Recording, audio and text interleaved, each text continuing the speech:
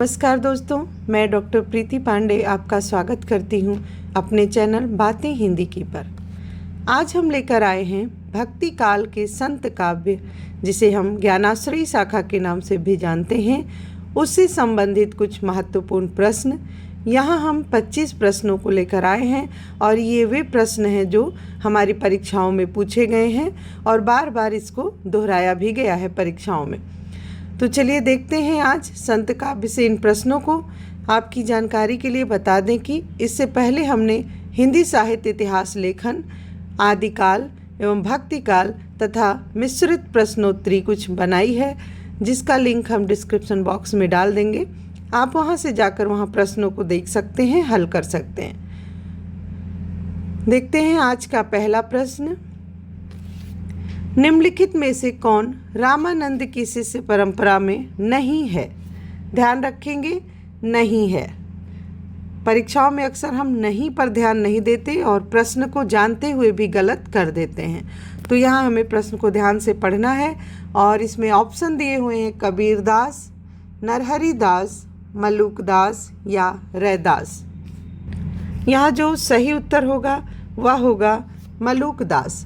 मलुकदास जो है रामानंद की शिष्य परंपरा में नहीं थे, जबकि इनके गुरु का नाम पुरुषोत्तम था। मलुकदास की गुरु का नाम था पुरुषोत्तम। बाकी के जो तीनों हैं वे सभी रामानंद की शिष्य परंपरा में आते हैं। प्रश्न संख्या 2 देखेंगे। कबीरदास की मृत्यु कहाँ हुई? सरल प्रश्न है। काशी, मगहर, इलाहाबाद या अयोध्या? इसमें सही उत्तर होगा मगहर। लोक रूढ़ियों को तोड़ने के लिए कबीरदास जी ने मगहर में जाकर अपने प्राणों को त्यागा था और इनकी मृत्यु जो हुई थी वह 1518 ईस्वी में हुई थी। 1518 ईस्वी में मगहर में मृत्यु हुई तथा 1398 ईस्वी में काशी में इनका जन्म हुआ था। प्रश्न संख्या 3 है। संत काव्य नाम किसने दिया? आचार्य रामचंद्र शुक्ल, राहुल सांकृत्यायन, राम कुमार वर्मा या हजारी प्रसाद द्विवेदी? तो संत काव्य नाम जो है वो राम कुमार वर्मा ने दिया। सही उत्तर होगा ग, राम कुमार वर्मा। बाकी रामचंद्र शुक्ल ने यहाँ पर ज्ञानाश्रयी शाखा कहा था, हजारी प्रसाद द्विवेदी ने निर्गुण भक्ति कहा तथा राम कुमार वर्मा ने संत काव्य नाम दिया। प्रश्न संख्या 4 है। यह एक पंक्ति है, किसके विषय में कहा गया है? मसी कागद छुयो नहीं, कलम गह्यो नहीं हाथ, किसके विषय में कहा गया है? रैदास, नानक, कबीर या दादू दयाल? सही उत्तर है कबीरदास और यह पंक्ति खुद उन्होंने ही अपने विषय में कही थी। इसका तात्पर्य है कि वे पढ़े लिखे नहीं थे, उन्होंने स्याही, मसी अर्थात स्याही और कागज को हाथ नहीं लगाया था। प्रश्न संख्या 5 है। अजगर करे न चाकरी, पंछी करे न काम, यह पंक्ति किसकी है? यह किसने कहा? तुलसीदास, रैदास, सूरदास या मलुकदास? यहाँ सही उत्तर होगा मलुकदास। मलुकदास की बहुत ही प्रसिद्ध पंक्ति है, अजगर करे न चाकरी, पंछी करे न काम, दास मलुका कह गए सबके दाता राम। इसे आलसियों का मंत्र भी कहा जाता है। प्रश्न संख्या 6 देखेंगे। यह प्रश्न जो है यह क्रम से लगाने वाला प्रश्न है। इनके जन्म काल के अनुसार इन्हें क्रम से लगाना है। सबसे पहले कौन आएगा और सबसे बाद में कौन आएगा? इसमें जो लोग हैं उसमें है दादू दयाल, कबीरदास, सुंदरदास, मलुकदास, या फिर मलुकदास, सुंदरदास, कबीरदास, दादू दयाल, या सूरदास, सुंदरदास, मलुकदास, दादू दयाल, कबीरदास, या घा होगा कबीरदास, दादू दयाल, मलुकदास तथा सुंदरदास। इनमें से बताना है कि कौन सा क्रम सही है। सबसे पहले ऐसे प्रश्नों को हल करने के लिए यह आवश्यक हो जाता है कि हम कवियों के जो जन्म काल है उनका ध्यान रखें। हमें ध्यान होना चाहिए कि जो प्रमुख कवि हैं उनका जन्म कब कब हुआ है। तो देखते हैं दादू दयाल। दादू दयाल का जन्म जो है 1544 ईस्वी है। 1544 ईस्वी। इसके बाद आते हैं कबीरदास। कबीरदास हैं 1398 ईस्वी। इसके बाद हैं सुंदरदास। सुंदरदास का जो है जन्म है 1596 ईस्वी। और ये हैं मलुकदास। मलुकदास का जन्म है 1574 ईस्वी। इस प्रकार से देखते हैं पहले कौन आ रहा, तो पहले 1398 ईस्वी यानी कबीरदास। उसके बाद आता है 1544 ईस्वी यानी दादू दयाल। उसके बाद आता है 1574 ईस्वी यानी मलुकदास। फिर आता है 1596 ईस्वी अर्थात सुंदरदास। तो यह जो घ ऑप्शन दिया है यह सही होगा। प्रश्न संख्या 6 का ऑप्शन नंबर घ। आगे देखेंगे प्रश्न संख्या 7। संत साधना का साहित्यिक रूप कहाँ से प्रारंभ हुआ। प्रश्न में कहा जा रहा है कि संतों की जो साधना का लिखित रूप था, साहित्यिक रूप था, वह किस जगह से प्रारंभ हुआ। काशी, प्रयाग, पंढरपुर या उज्जैन। देखिए यहाँ सही उत्तर होगा पंढरपुर। प्रश्न संख्या 8 है, ज्ञानाश्रयी शाखा के प्रमुख संत कवि का क्या नाम है। सूरदास, चंद्रवरदायी, कबीरदास या विद्यापति। तो देखेंगे चंद्रवरदायी और विद्यापति आपके आदिकाल के हैं तथा सूरदास जो है वो कृष्ण भक्ति शाखा से हैं।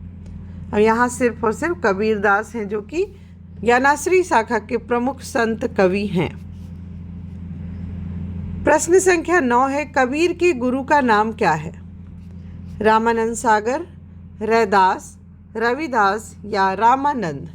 यहाँ भ्रमित नहीं होना है, कबीर के गुरु का नाम है रामानंद। प्रश्न संख्या 10 है, रैदास किसके गुरु थे।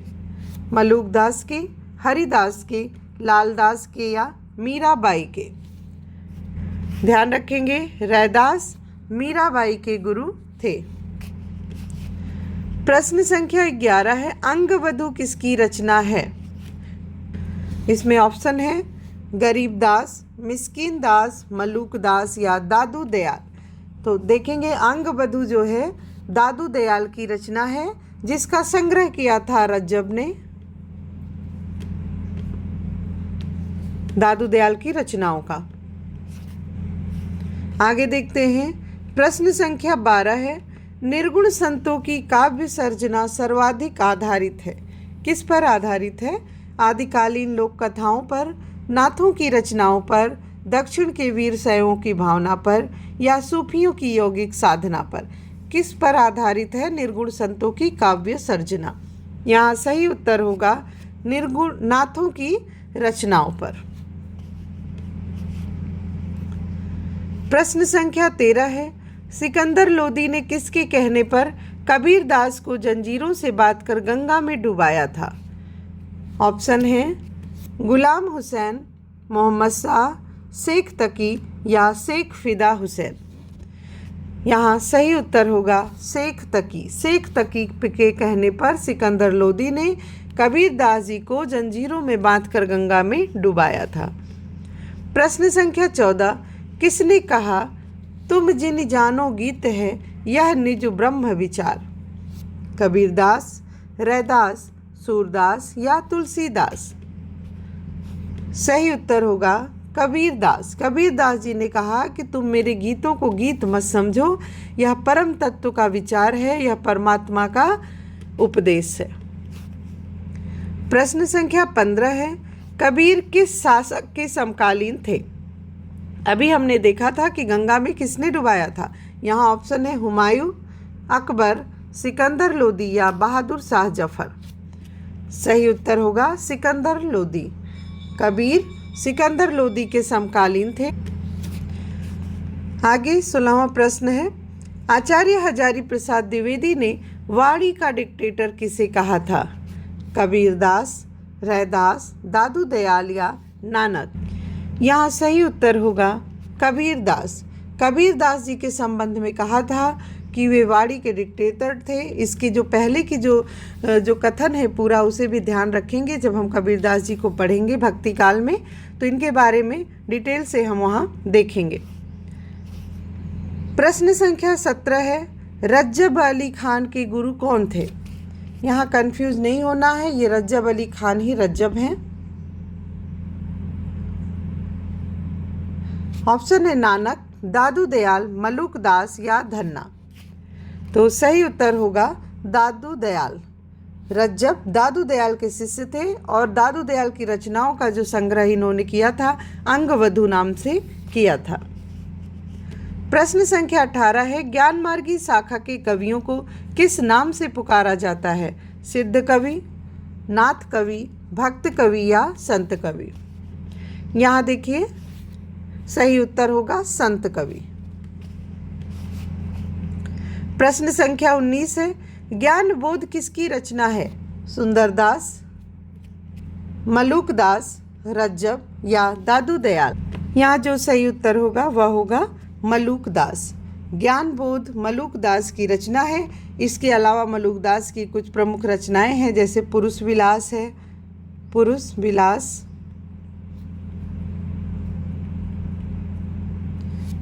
रतन खान,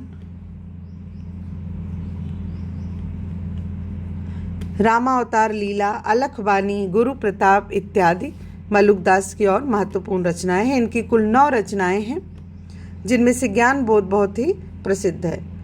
अगला है, भक्ति विवेक किसकी रचना है? मलुक दास की, सुंदर दास की, नाभा दास की या दादू दयाल की? तो देखेंगे भक्ति विवेक भी मलुक दास की रचना है। प्रश्न संख्या 21 है, कबीर की वाणी का संग्रह बीजक कितने भागों में है? सरल प्रश्न है। बीजक के 3 भाग हैं। इसमें ऑप्शन देखिए दिया है 2, 3, 4 या 5, तो सही होगा 3। साखी, सबद, रमैनी। और बता दें कि बीजक जो है इतना महत्वपूर्ण है कि इससे संबंधित पदों को तमाम परीक्षाओं में अलग से पाठ्यक्रम में रखा गया है। जैसे झारखंड टीजीटी पीजीटी में आपके साखी से जो है शुरुआत के प्रारंभिक 100 पदों को रखा गया है। इसी प्रकार से नेट की परीक्षा हो या मध्य प्रदेश असिस्टेंट प्रोफेसर की हो या फिर यूपी असिस्टेंट प्रोफेसर की हो, इन सभी में इन सारे पदों को कुछ कुछ रखा गया है। उसमें हम अलग से उस पर वीडियो बना रहे हैं। जो भी देखना चाहते हैं तो डिस्क्रिप्शन बॉक्स में हम लिंक दे देंगे, वहाँ से आप देख लेंगे। साखी में कुल 59 अंग हैं। प्रश्न संख्या 22 को देखेंगे, संत साहित्य में प्रयुक्त बंक नाली का पर्याय कौन नहीं है? नहीं है बंक नाली का।